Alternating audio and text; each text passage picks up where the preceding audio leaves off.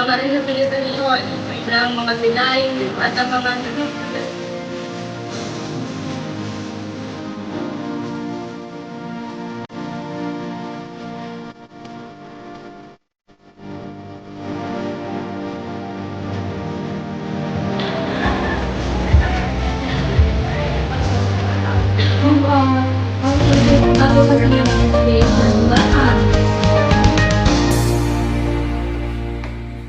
Ayan mga kababayan, mga kabarangay, ito na po yung oras at tayo magpupunta na po kung saan ang party. So samahan nyo ako mga kababayan.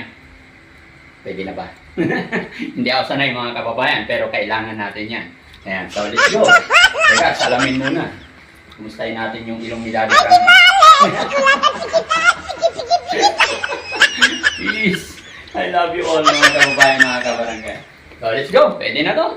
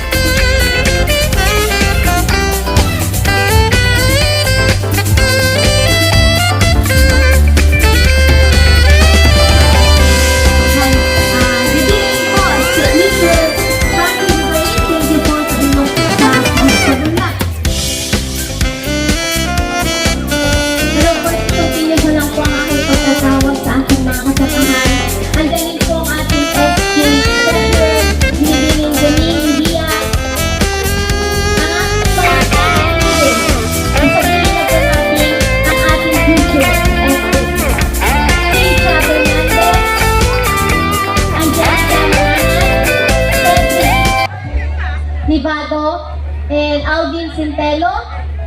Siyempre rin po, ang isang nagbibigay ng lakas ko para harapin ang pang-araw-araw na proyekto, ang aking Ibarra, Mr. Nelson Bensinilla.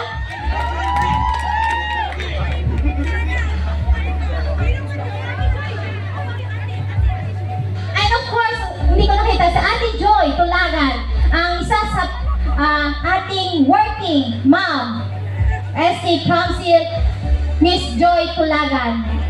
Pwede po ba tayo umakyat sa taas, ate? Hindi ko kayo makita ngayon. Pasensya na po. So, kaya po lubos kaming nagpapasalamat sa ating mga bisita na nakisa at sinamahan kami sa aming motif ngayon. Na-appreciate ko po ang inyong effort and time para samahan po kami at isuot ang ating motif ngayong gabi. Thank you so much. Ang gaganda nyo po, ang gagawin po nyo ngayong gabi. And of course, ang gabing ito ay yes po, napaka-special po sa aming SK officials ang gabing ito dahil maaari pong ito na po. Salamat, magangganan MC. And labi at si kayo namin. Siyempre, salamat ako Diyos sa katawan ta akasabiak dya at harapan nyo ya maayos at ligtas sa anumang kapahamakan, anumang disgrasya. Antes ko na ituloy, siyempre pag-aalangan ko.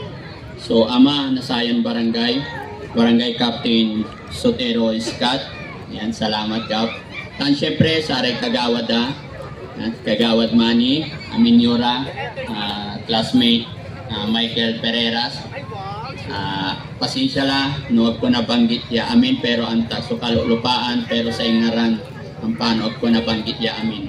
Ating tanagagik makasingag Jack ng elementary kaya yan nanaral at nag-stay na ako sa Maynila. Abayaga kod Maynila. Ayan. Pero siyempre, Jack nanla po at patuloy pa rin. So, matalag so is pasyar ko dyan. Ayan. At siyempre, may salamat at mudan sa maganggana ya iski chairman tayo. Ayan, salamat. Makuli-kuli.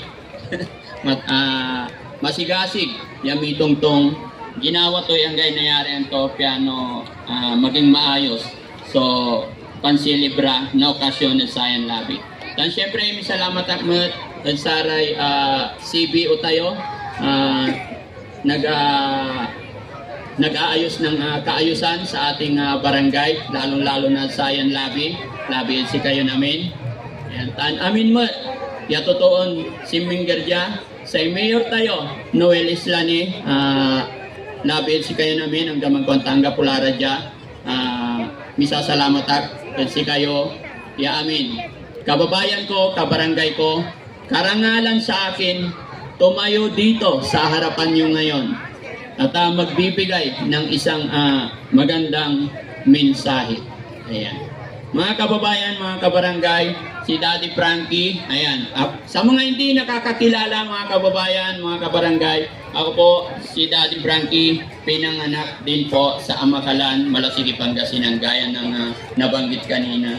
At dito rin po ako nagtapos ng aking pag-aaral. Ayan. Laking hirap po ako at sobra po. Ayan. Pero sa awa ng Diyos, mga kababayan, dahil sa aking pagpupursige, ako po ay nagpunta sa Maynila. Kumbaga, tumayo ako. Itong aking sasabihin, mga kababayan, ay para sa ating mga kabataan na masyadong dumadanas ngayon sa kahirapan gawa ng ating dinanas na pandemic. Ayan. Explain ko lang po, mga kababayan, mga barangay, ang aking dinanas regarding sa paghihirap. Dahil habang ako ay nag-aaral noon, mga kababayan, halos walang baon, walang pamasahe. Pero nagsikap ako, nag-self-supporting ako, student working, ika nga. Ayan. Basta may pangarap ka, never stop po tayo. Basta may goal po tayo, mga kababayan, mga kabarangay. Huwag susuko hanggat hindi natin nakakamit. Ako po ay nagsimula magtrabaho sa Maynila. Wala po akong kilala. Stand alone, ika nga. Talagang walang kakilala, pero lahat po ay aking kinaya para sa aking pangarap. Awa ng Diyos, mga kababayan, after 10 years na aking pangangamuhan, nagtrabaho ko kung saan-saan. Awa ng Diyos, sa aking pagsisikap, pagtsatsaga, ako'y nag-ipon hanggang sa ako'y makapagpatayo ng sariling negosyo sa Makati. Habang ako'y nakapagpatayo ng negosyo, mga kababayan, mga kabarangay, ako rin po ay nakabili ng maliit na lote sa Maynila. At sa ngayon po ay pinatayuan ko ng maliit na bahay na hanggang 4 na palapag. Mayroon po siyang 20 room. So yun po ay pinapaupahan ko ngayon sa Makati. Ayan. Dahil sa aking pagsisikap, hindi ako akalain, at syempre sa gabay ng ating Panginoon, ngayon po ay maganda na po ang sitwasyon ng negosyo. Bukod sa aking mga paupahan, mga kababayan, mga kabarangay, meron din po ang business. Ako po ay nagsusupply sa mga Japanese restaurant dito po sa Makati, Ayala, buong Metro Manila. Meron po kami sinusupplyan mga Japanese restaurant po. Kaya ako po yun nasabi, mga kababayan, mga kabarangay, hindi po para ipagyabang. Sinasabi ko po yun para sa mga kabataan, para sa ating mga anak, na walang imposible po pag ginusto natin. Marami po, alam ko, maraming nakakakilala sa akin dito kung saan ako nagsimula, kung paano ako lumaki, dahil dito po ako lumaki sa Aliaga. Ayan, andyan ang aking mga pinsan. Alam ko, marami nakakilala sa akin na aking simula dito sa Malasiki mismo, bayan ng Malasiki. Ako po ay tagaluto lamang noon sa Gutuhan. Pero nung ako'y lumaki-laki ng konti, alam kong hindi sapat, kaya pumunta po ako ng Maynila. Gaya po ng aking sinabi, gusto ko lang po maging inspirasyon sa mga kabataan, mga kababayan, hindi po sa pagyayabang, para maging inspirasyon, para gayahin nila. Gaya po ng aking sinabi, hindi po ako tumigil sa aking pangarap. Mag-isa po akong pumunta sa Maynila, walang kakilala, walang kamag-anak, walang gumabay. Nag-apply lang po talaga ako maghanap ng trabaho. Anything happen, hindi po ako gumip up kahit na ako'y pagod na pagod.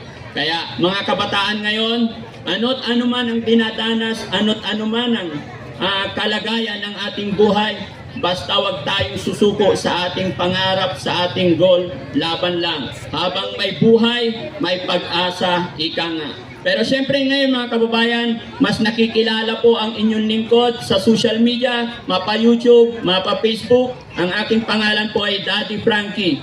Kaya ko po yun nasimulan dahil nung nagsimula ang pandemic, nakita ko po ang mga kabarangay natin na sobrang hirap, halos walang makain yung iba. Swerte yung mga medyo may pera kasi kahit hindi lalabas, may stock silang mga bigas. Pero kung naalala nyo po, almost 3 months nung nagkaroon ng pandemic, wala pong labasan sa bahay. Bawal lumabawas, bawal maghanap buhay, napakahirap. Dahil si Daddy Frankie may hanap buhay naman, at ako po ay laki sa hirap, sobra. Kaya ako po nasimulan mag-charity, naawa po ako. Kaya mula noon mga kababayan, sa Maynila ako nagsimula, pero naalala ko, sabi ko, bakit? Dahil may kasabihan, bago ka nga naman tumulong sa iba, unahin mo ang iyong pamilya. Pangalawa, bago ka pumunta sa ibang lugar, dapat sa sarili mong lugar, sa sarili mong barangay. Kaya mga kababayan, mga kabarangay, may mga natulungan po ako dito, pero syempre, gawa po ng aking negosyo ay nasa Maynila, medyo mahirap. Kaya ang aking gawi dito is siguro sa 15 days, 2 araw lang po ako lagi rito.